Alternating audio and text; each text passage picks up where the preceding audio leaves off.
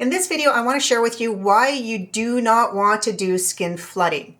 Skin flooding was created by companies. It is not a skincare technique, although that's what they tell influencers. Influencers who don't understand skin, they don't understand the pathway of absorption or how the actual skin works. Just repeat what they're being told. They think they're being given proper education, and at the end of the day, they're just selling a bunch of product to people. Multiple different steps, increasing their actual price point of their skincare routine and creating a lot of steps that honestly, at the end of the day, do them no favors. So I want to explain what happens when you flood the skin. Now, there's different versions I have seen throughout the years. One version is just using multiple different toners, one on top of the other. So after you've washed your face, you put multiple toners on, you wait like a second, then you put another one on, then you put another one on, then you put another one on. And each toner has a specific ingredient, and it's complete garbage. Like that alone should give you warning signs that this is why if you need a hydrating toner, you'd pick one and you'd put it on and you'd let it soak in, and then you follow it up with your skincare routine. You don't need 3 or 4 toners. That's complete marketing BS. And it's a way for you to spend more money. The other thing that happens is when they say, oh, you're going to put it in between every single step. Okay, so you're going to put on a hydration step at the front, then you're going to put on skincare product, whether it's your peptides or your vitamin C, then you're going to follow up with a spray, then you're going to do another skincare product, and then you're going to follow up with another spray. Again, this does not work. Think of your skincare as your medication. You are giving your skin specific medication or ingredients that you want to change your skin. That's the whole point of doing a skincare. We're telling the skin, I want you to behave this way. And if you don't get proper amount of that ingredient within your skin's not going to change. And then the third version I've heard is where you do it at the end. So you put all your active ingredients on first, then you flood the skin.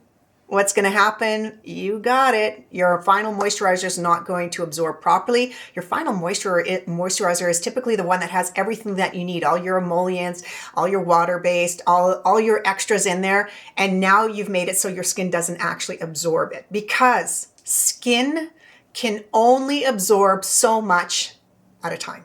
Think of when you go to the swimming pool. You don't walk out like, this big Stay Puft Marshmallow person, because your skin can only absorb so much.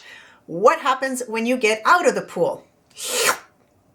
Your skin just completely dries right down. Why? Because you masticated the scalp. This is a version of you're hydrating the skin cells so much, our corneocytes. So you have your epidermis and your dermis. So you're the top layer of your skin. You have these little things called corneocytes, and these ones are like the top level. And it ends up happening that you put so much water into them, you've disrupted the pathway between the actual hydration level of that cell, not to mention there's lipids within our skin, and you've completely overdone it. You've overfilled the area, so then that way the absorption pathway doesn't work.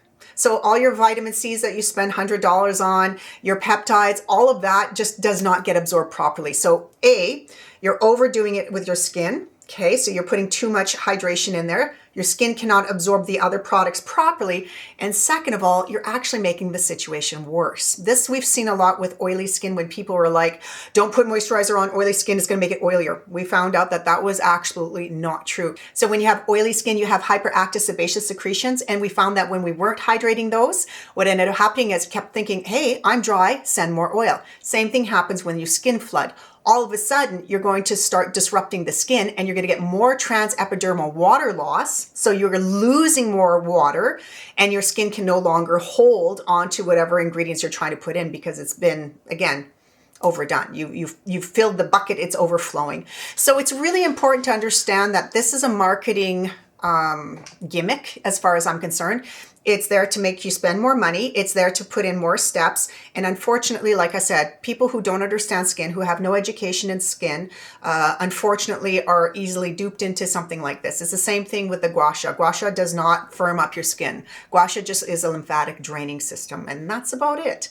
It's lovely. It's massage. It helps move things around. But again, it doesn't change your skin. Your skincare ingredients and the quality of those ingredients are what changes your skin. Hydration only goes so far.